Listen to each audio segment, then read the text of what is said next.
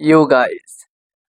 मुझे पता है मैं काफ़ी ज़्यादा लेट हूँ एंड उस बारे में भी मैं एंड में बताऊंगा कि क्या सीन हुआ है एंड मैं इतना देरी से क्यों वीडियो अपलोड कर रहा हूँ। और उससे पहले बाल देखो भाई, नया हेयर स्टाइल दिख भी रहा होगा पता नहीं, मगर मैं तुम्हें यहाँ पर कहीं पर फोटो आ रहा होगा, उसमें मैं तुम्हें दिखा दूंगा कि अभी के टाइम में मैं कैसे दिख रहा हूँ।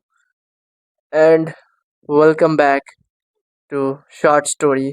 मैं फिर से बहुत देर के बाद अपलोड कर रहा हूँ। मुझे पता है मैं काफ़ी ज़्यादा लेट हूँ, ज़्यादा बकर बकर नहीं करते हैं।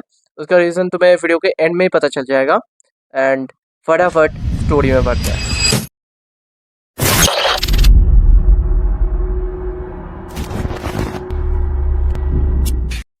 मैं स्टोरी शुरू करने से पहले मैं तुम्हें स्टोरी का नाम बता देता हूँ। Story name is my diary is a cursed x black magic doll. अगर सोचो तुम्हारे पास एक डायरी आ गया जिसके अंदर एक ऐसा कर्स्ड है, अगर तुम्हारे लाइफ में वो डायरी आ जाता है तो तुम्हारा लाइफ बदतर से भी बदतर हो सकता है। यस, ये एक ऐसा स्टोरी है। सो स्टोरी को शुरू करते हैं।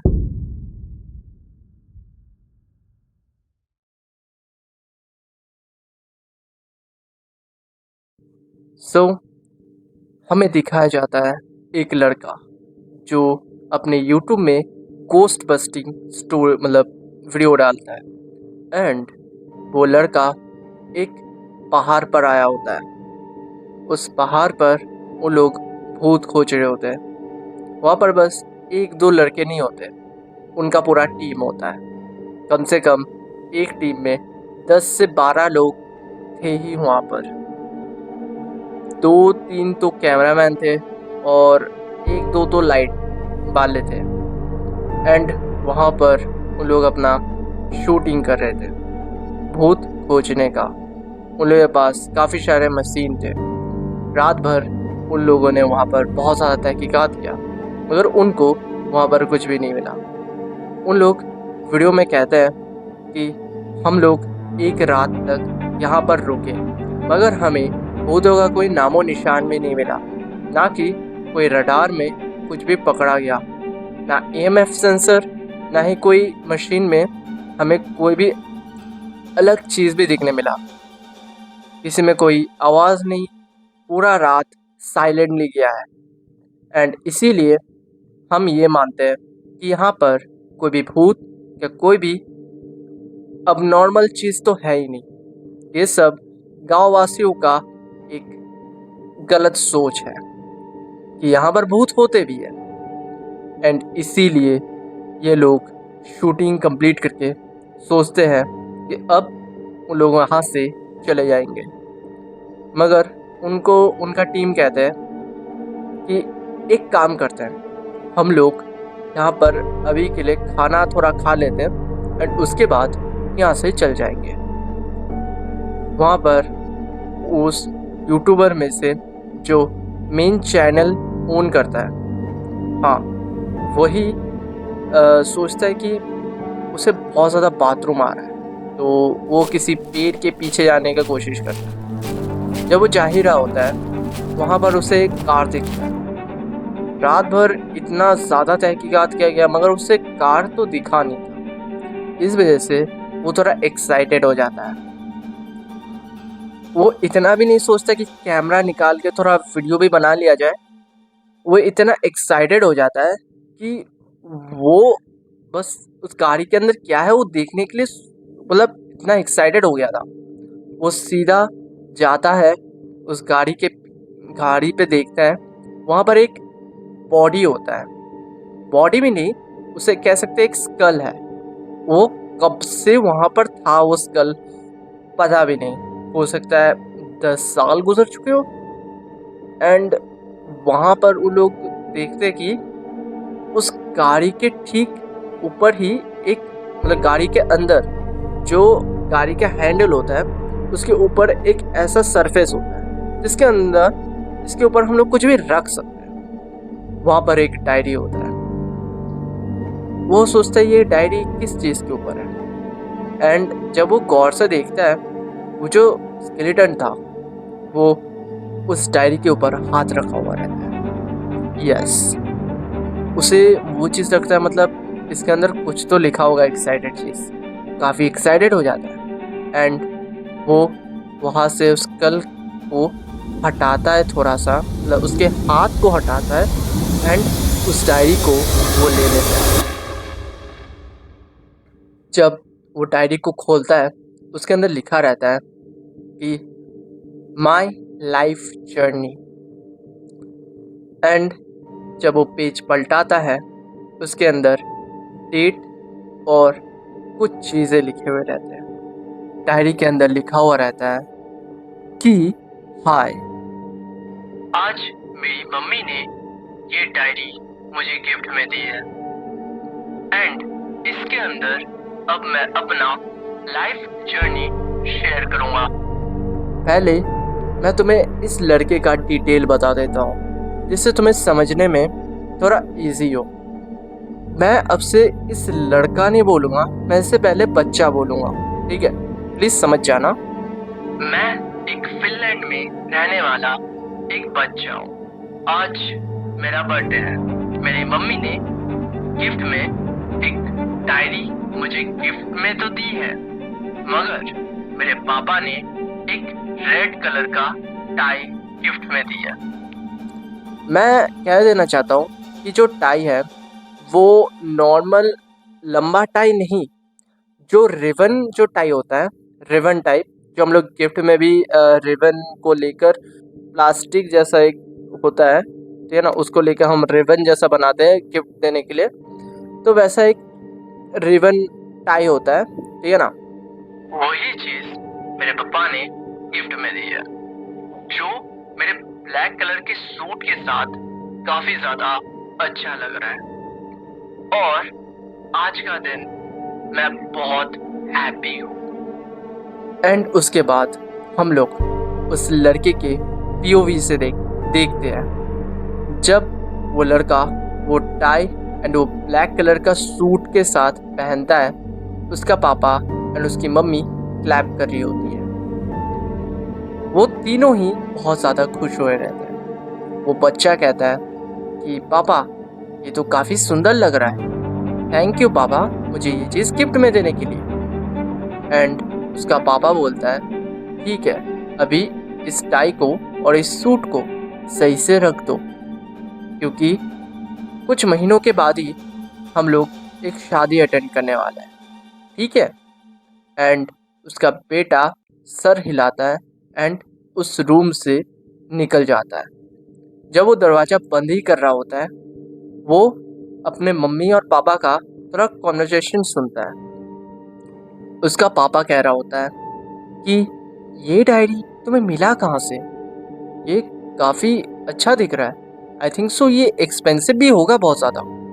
उसका मम्मी कहता है कि नहीं नहीं, ये इतना एक्सपेंसिव तो नहीं है, और एक चीज़ सुन के तुम शॉक हो जाओगे कि ये बस 50 रुपए का है। एंड उसका पापा ये चीज़ शॉक हो जाता है। उसकी मम्मी अब डिटेल में बताती कि वो जब शॉपिंग करने निकल रही थी, वो सोच भी रही थी कि अपने बेटे के लिए क्या गिफ्ट दिया जाए, कोई खिलौना, मगर खिलौना तो हम लोग देते ही रहते हैं, कुछ अच्छा चीज़, आई थिंक पेंटिंग बुक, नहीं तो पेंटिंग करने का कुछ सेट, वो काफ़ी सही गिफ्ट होगा, मगर एक नॉर्मल गिफ्ट जैसा ही दिख रहा है। चलते चलते वो एक गली के तरफ देखता है। वो जो गली होता है उसके एंड में एक पुराना सा दुकान होता है। देखने से लगता है वो काफ़ी ज़्यादा पुराना है, हो सकता है ये 5 से 6 साल जितना पुराना हो। एंड वो ऐसी जगह पे दुकान है जैसे कोई देख ही नहीं पाएगा। एंड उसकी मम्मी उस गली से होते हुए उस दुकान के सामने खड़ा हो जाती है। वो दुकान को और भी अच्छे से देखता है। उसे देख के लगता है कि ये दुकान ऐसा लग रहा है कि अभी के अभी गिर जाए। मतलब सोच रहे हो कितना खराब उस दुकान का, वो दुकान कितना खराब दिख रहा होगा। एंड वो सोचती है कि एक बार जाके देखते हैं, इसके अंदर कुछ अच्छा चीज़ मिल गया तो बढ़िया होगा। तो वो लड़की दुकान के अंदर चली जाती है। वो जब अंदर जाती है, वहाँ पर वो देखता है एक बूढ़ी सी दादी वहीं पर बैठी पड़ी है। हो सकता है वो इस दुकान का ओनर हो। एंड वो थोड़ा अंदर जाती है एंड थोड़ा बहुत चीज़ें देखती है। वो देखते हुए वहाँ पर एक डायरी देखती है। वो डायरी दिखने में इतना सुंदर लग रहा था कि देखने से पता चल रहा था वो उसे अट्रैक्ट कर रहा है। वो चीज़ बहुत सुंदर था उसके लिए एंड इसीलिए वो जल्द से जल्द खरीदना चाहता था। वो सोचता है इतना सुंदर डायरी, आई थिंक सो बहुत ज़्यादा एक्सपेंसिव होगा। मैं अगर पूछ लेता हूँ, देखता हूँ दाम अगर कम कराया जा सके तो। वो यही सोच रही होती है कि बार्गेनिंग करके दाम कमा लेंगे। वो दुकानदार के पास जाता है, उसे वो एक डायरी दिखाती है। वो कहता है कि ये डायरी कितने में होगा, मुझे ये खरीदना है। वो बूढ़ी सी दादी वो चीज़ देखकर हंसती है। उसे कहती है कि ये डायरी तुम्हें चाहिए क्यों? वो लड़की बोलती है कि मेरा बेटे का अब बर्थडे आने वाला है और मैं चाहता हूँ उसके लिए कुछ अच्छा गिफ्ट दूँ जो उसके लाइफ में काम में आए। एंड ये डायरी से अच्छा चीज़ कुछ हो भी नहीं सकता, और ऊपर से इतना सुंदर लग रहा है कि मुझे ये अट्रैक्ट कर रहा है काफ़ी ज़्यादा। उसके बाद वो दादी कहती है कि ठीक है, तुम्हारा चॉइस काफ़ी अच्छा है। एंड ये कहते हुए वो हंस भी रही होती है। उसकी मम्मी को थोड़ा सा डाउट होता है, मगर वो ज़्यादा चीज़ें सोचता नहीं है। वो कहता है कि इस डायरी का प्राइस कितना है? एंड वो बूढ़ी दादी कहती है कि बस 50 रुपए। और वो चीज़ सुनकर वो लड़की काफ़ी ज़्यादा शॉक हो जाती है। वो कहती है कि इतना सुंदर डायरी और 50 रुपए? और वो दादी कहती है बेटा ऐसा है कि ये जो दुकान है ना, कुछ दिनों के बाद लगता है ये तो दुकान टूट ही जाएगा। मैं चाहता हूँ कि जल्द से जल्द अगर चीज़ें बिकवा दिया जाए कम प्राइस में, तो मेरे लिए तो सही होगा। एंड वो चीज़ कहते हुए वो काफ़ी हंस भी रही होती है। वो सोचती है कि ये भी बात सही है, ज़्यादा सोचने का ज़रूरत ही नहीं है, मैं इसे खरीद ही लेता हूँ। एंड वो लड़की उसे खरीद के उस गली से बाहर निकल जाती है। एंड वो जो बूढ़ी दादी होती है, जब वो गली से निकल जाती है, वो बूढ़ी दादी उसे बाय बाय कर रही होती है एंड एक क्रीपी सी स्माइल कर रही होती है। उसके बाद हम लोग वो एक घर के ऊपर शिफ्ट करते हैं। वो लड़की कह रही होती है कि बस यही सब हुआ था। एंड उसका पापा कहता है कि मुझे पता नहीं कुछ तो गड़बड़ लग रहा है।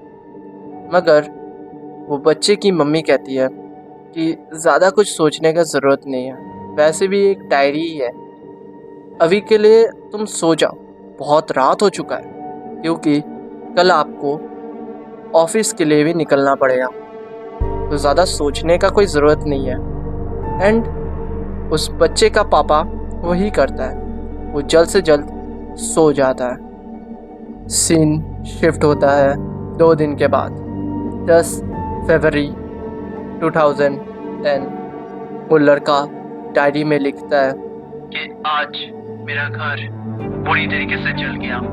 मैं बाहर पर एक ग्राउंड में खेल रहा था। जब मैं घर पर आया तब वो घर बुरी तरीके से जल चुका था। मेरे मॉम डैड घर के अंदर ही थे एंड इसी वजह से मेरे मॉम और डैड को भी काफ़ी ज़्यादा स्किन में बर्निंग भी हो गया था। एंड इसीलिए मेरे मॉम और डैड को हॉस्पिटल में एडमिट करना पड़ा। आई होप मेरे मॉम डैड जल्द से जल्द सही हो जाए और मैं अपने मम्मी पापा से फिर से खेल पाऊँ और बात कर पाऊँ। एंड उसके बाद सीन शिफ्ट होता है next day 11 February 2010। Next day I got a news मेरे मॉम डैड लॉन्ग टाइम के लिए सरवाइव नहीं कर पाए। स्किन बर्निंग के कारण उन्हें इतना पेन हुआ कि वो लोग हॉस्पिटल में ही अपना दम तोड़ दिए। मेरे मॉम और डैड की बॉडीज को मैं आखिरी बार के लिए देख भी नहीं पाया, क्योंकि वो सीन इतना ट्रॉमाटाइज था कि मेरे नेबर्स भी वो चीज़ देखने नहीं दे रहे थे। और ये जो चीज़ हुआ था, मतलब उसके मॉम और डैड को मरने का, वो 8 घंटे पहले ही हो चुका था।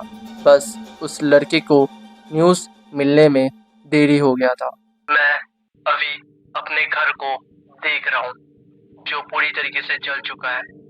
उसके राख अभी हवा में उड़ रहा है। मुझे काफ़ी ज़्यादा बुरा लग रहा है। मुझसे सब कुछ छीन लिया गया है। और मेरे नेबर्स अभी मेरे रिश्तेदारों को कॉल कर रहे हैं जिससे जल्द से जल्द इधर आ जाए। मुझे तो लगता है कि कोई भी नेबर्स मुझे अडॉप्ट तो नहीं करने वाला। एक नेबर मतलब उनकी पड़ोसी एक आंटी होती है, वो लड़के को कह रहा होता है कि हो सकता है तुम्हें नेबर्स कोई अडॉप्ट नहीं करे, तो इसीलिए तुम्हें चाइल्ड होम में भेजा भी जा सकता है। वो कह रहा होता है कि मैं आज काफ़ी ज़्यादा सैड हूँ। I am feeling very bad. Yo guys, yes ये डे 2 है एंड रियल लाइफ का डे 2 है एंड मैं अब जाके रिकॉर्ड कर रहा हूँ। मतलब टाइम उस टाइम ख़त्म हो चुका था, मतलब मेरी मम्मी के आने का टाइम हो चुका था, इस वजह से मैं रिकॉर्डिंग करने नहीं बैठा। एंड अब फिर से स्टोरी को कंटिन्यू कर लेते हैं। कहाँ थे हम लोग? शिट भाई, 2 दिन के अंदर मैं भूल भी गया। वैसे हाँ, ये नया कैमरा एंगल मैंने किया, अभी बहुत मुश्किल हुआ थोड़ा, बट ये बताना कि कैसा लग रहा है, क्योंकि मैं देखूंगा कि इस कैमरा एंगल में तुम लोग देखना पसंद करोगे कि नहीं, क्योंकि मेरे लिए ये इजी होगा। नहीं तो मेरे को ऐसे करके कहना पड़ता था, यहाँ पर पहले कैमरा होता था बट मैंने थोड़ा सा ऊपर कर दिया, तो मैं अपने सिर को ऊपर करके रख के भी वीडियो बना सकता हूँ। कुछ देर के बाद हम लोग उस बच्चे के पीओवी देखते हैं कि वो क्या सोच क्या रहा था एंड वो अपने आंखों से देख क्या रहा था। हमें दिखाया जाता है उसको लेने के लिए कुछ लोग आए होते हैं, मतलब 2-3 ही लोग आए होते हैं उस बच्चे को लेने के लिए। वो उनके साथ चला जाता है। फिर शिफ्ट होता है एक हॉस्टल टाइप घर से, मतलब वहाँ पर बहुत सारे बच्चे जो अनाथ होते हैं उन्हें वहाँ पर जगह दिया जाता है, जिससे वो लोग पढ़ाई लिखाई कंटिन्यू कर सके एंड सरकार उनको एजुकेशन फ्री में दे सके। उसके बाद वहाँ पर जब वो आता है, वो आते ही कुछ दोस्त बना लेता है। उसके बाद सीन शिफ्ट होता है काफ़ी सालों के बाद। काफ़ी सालों के बाद हमें फिर उस डायरी को दिखाया जाता है कि वो लड़का कहता है, मैं अभी 14 साल का हो चुका हूँ। मेरे को एक जॉब टाइप ऑफर हुआ है, मतलब मैं अपना पढ़ाई के ऊपर तो फोकस कर ही सकता हूँ और मैं अपने जॉब करके अपना एक पॉकेट मनी भी बना सकता हूँ। वो लड़का का जॉब होता है, वो एक बेबी केयर सेट वहाँ पर कहीं पर काम करेगा। यस, जहाँ पर उनके मम्मी पापा सोचो ऑफिस जाते हैं एंड घर पे बच्चों का केयर करने वाला कोई है नहीं, तो उनको एक ऐसे जगह पर भेजा जाता है वो बच्चे पढ़ाई लिखाई कर सके, खेल भी सके, बहुत अलग अलग बच्चों के साथ इंटरेक्शन भी कर सके, और तो और उन्हें खाने का भी चिंता नहीं होगा। मतलब उस जगह पर ये सारे फैसिलिटी एक साथ ही मिल जाते हैं। वहीं पर उस लड़के को काम मिलता है। उस लड़के का काम होता है वो फ्लोर को साफ सफाई करेगा, जहाँ पर बच्चे खेल रहे होंगे उस जगह को साफ करेगा एंड जब खाने का टाइम होगा तब वो खाना परोस देगा बच्चों के लिए। उसके साथ वही हॉस्टल टाइप जगह से एक लड़की को भी बुलाया जाता है। उस लड़की का काम होता है कि वो बच्चों को पढ़ाएगा, उनके साथ खेलेगा एंड उनके साथ ही टाइम गुजारेगा। तो उस लड़की का यही काम होता है। एंड इन लोग अपना काम बहुत ही अच्छे से कर ही रहते हैं एंड धीरे धीरे टाइम बीतता रहता है और इन दोनों का भी एक दोस्ती धीरे धीरे एक लव ट्रायंगल में भी बदल जाता है। मतलब तुम समझ रहे होगे, ये लड़की एक दूसरे लड़के को पसंद करता है, दूसरा लड़का लड़की को पसंद करता है और वो भी लड़का इसको पसंद करता है। नहीं, वैसा टाइम नहीं है। मतलब इन दोनों मतलब एक दूसरे को प्यार ज़रूर करते हैं मगर कन्फेस नहीं करना चाहते, क्योंकि इनका एक ड्रीम है जो उन लोग पूरा करना चाहते हैं, मतलब पढ़ाई लिखाई ऑफ कोर्स। तो उसके बाद ये दोनों अपने काम के ऊपर फोकस करने लग जाते हैं। अब कुछ साल बीत जाते हैं, फिर उस डायरी में लिखा रहता है कि अचानक बच्चे आना बंद कर देते हैं। वहाँ पर अब धीरे धीरे बच्चे कम होना शुरू हो जाते हैं। मतलब हो सकता है वो बच्चे अब आ ही नहीं रहे या उनके मम्मी पापा वहाँ पर रखना ही नहीं चाहते। फिर अचानक एक खबर बाहर आता है। वहाँ पर जितने बच्चे भी थे, मतलब जितने बच्चे वहाँ पर पढ़ाई लिखाई खेलने के लिए वहाँ पर जाते थे, वहाँ पर जितने भी बच्चे गए थे उन सारे बच्चों को एक रेयर डिसीज हो चुका है, जिससे वो बच्चे लोग अपने मौत के साथ खेल रहे हैं। ये सुनने में काफ़ी अलग सा लग रहा होगा नहीं, समझो बात को। उसके बाद वहाँ पर जितने भी बच्चे लोग मतलब पढ़ाई लिखाई खेलने के लिए आते थे उस होम में, उन बच्चों के पेरेंट्स उस होम पर एक केस फाइल कर देते हैं, जिससे वहाँ पर पुलिस लोग आकर उस जगह को थोड़ा जांच पड़ताल करने लग जाते हैं। फिर उन्हें कुछ भी चीज़ें पता नहीं चलता कि उन बच्चों को क्या हो रहा है, उनको ये रेयर डिसीज़ हो क्यों रहा है।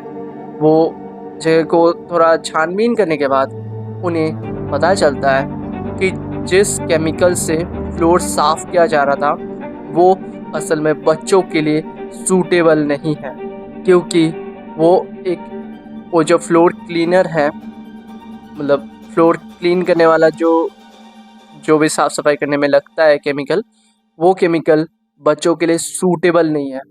उनसे एक रेयर डिसीज़ भी हो सकता है।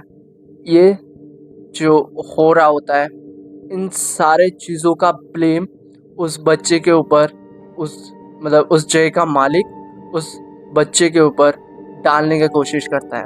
मतलब हमारा मेन कैरेक्टर वो लड़का कहता है कि जो ये सब खरीदने वाला जो था वो तो मालिक ही था, मैं तो बस फ्लोर साफ़ करता था, मेरा यही काम होता था, इन बच्चों को खाना देने का काम होता था। उसके बाद उस जगह का जो मालिक होता है उन्हें अरेस्ट कर लिया जाता है। एंड इसी के साथ पहला पार्ट और पहला चैप्टर ऐसे ही एंड हो जाता है। होपफुल आपको ये वीडियो अच्छा लगा होगा। अच्छा लगा है तो लाइक करना, शेयर करना, सब्सक्राइब करना। अभी के लिए इतना ही। Bye bye, love all. और हाँ, यहाँ पर 2 वीडियोस आ रहे होंगे, चेकआउट कर लो अभी के अभी, बहुत मस्त वीडियो है। और इंस्टाग्राम को भी प्लीज़ सब्सक्राइब कर देना, मतलब फॉलो कर देना। मैं हमेशा इसमें गलती करता हूँ, आई डोंट नो, प्लीज़ कर दो यार। मुझे तू ये तो बता।